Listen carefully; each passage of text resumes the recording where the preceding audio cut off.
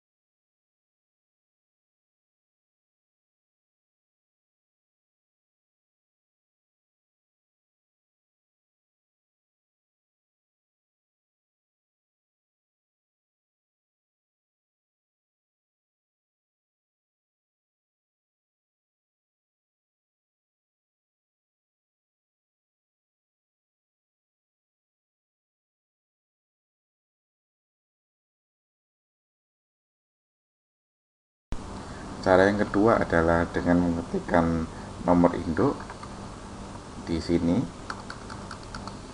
atau jika tidak bisa menggunakan ngetikkan nama, misalkan Aska, tekan enter, nama Aska akan keluar semua, tinggal dipilih saja, atau langsung dipilih seperti ini. Kemudian kita melakukan transaksi, misalkan bulanan, SPP, November, bayar, angsuran juga mungkin, bayar. Kemudian kalau selesai tinggal klik dan berapa bayarnya, misalkan dia uangnya 900.000, akan kembali 10.000, bayar. Oke. Ini bisa diberi langsung.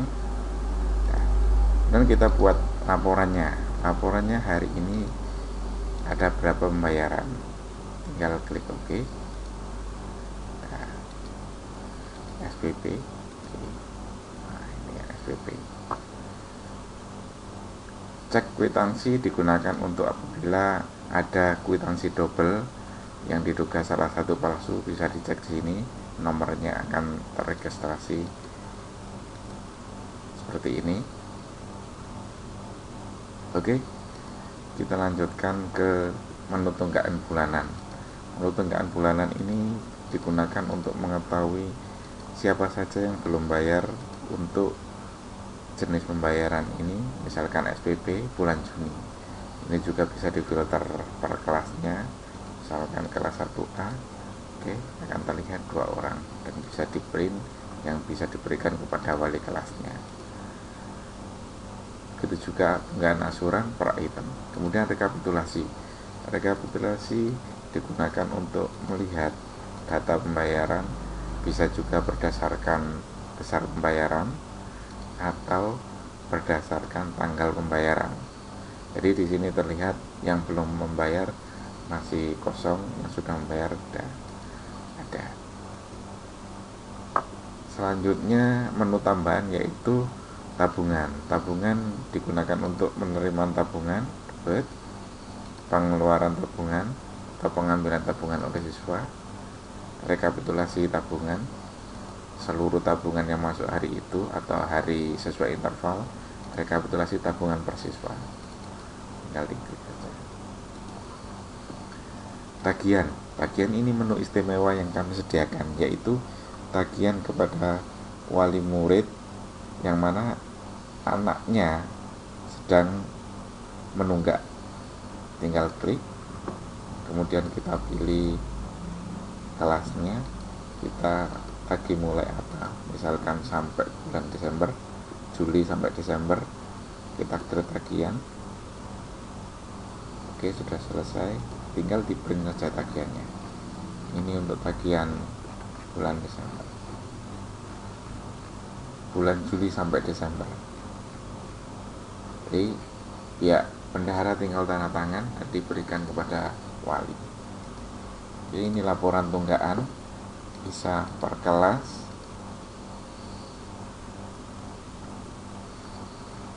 kemudian bisa dicetak dan diberikan kepada kepala sekolah untuk masing-masing kelas. Kemudian juga yang satunya lagi, laporan tunggakan pembayaran per kelas, ini dalam pengelompok kelas.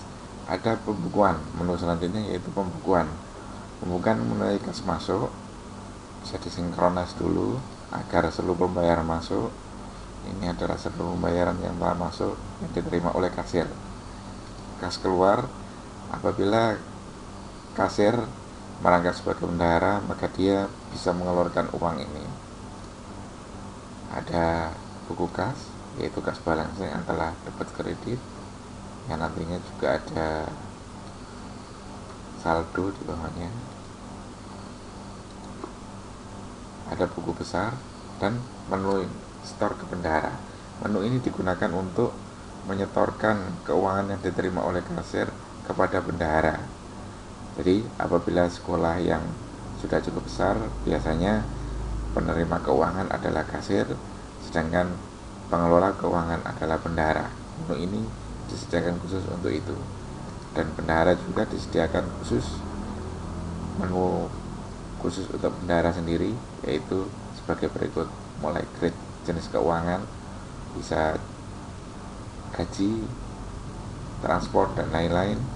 Kemudian dia juga bisa mencatat pemasukan yang di luar pemasukan dari pembayaran siswa, misalkan dana bos, dana sumbangan, dan lain-lain. Pengeluaran sekolah bisa sesuai pos masing-masing, sehingga dengan menu ini akan terlihat di jurnal melalui pos masing-masing. Seorang bendahara tidak akan kesulitan untuk memeriksa setiap posnya. Saldo keuangan digunakan untuk melihat sisa keuangan secara global. Dan sebagai penutup, ada menu yaitu admin yang pasti ada di dalam seluruh software kami, mulai identitas, otoritas ini untuk membuat otoritas siapa yang menggunakan username sebagai kasir, siapa yang sebagai bendahara, backup untuk pengamanan data apabila komputer sewaktu-waktu rusak, restore untuk mengembalikan data apabila komputer rusak dan diinstal ulang di komputer lain, setting kartu untuk menyeting percetakan kartu, dan untuk akhir tahun biasanya ada naik kelas. Demikian personal saya, semoga bermanfaat.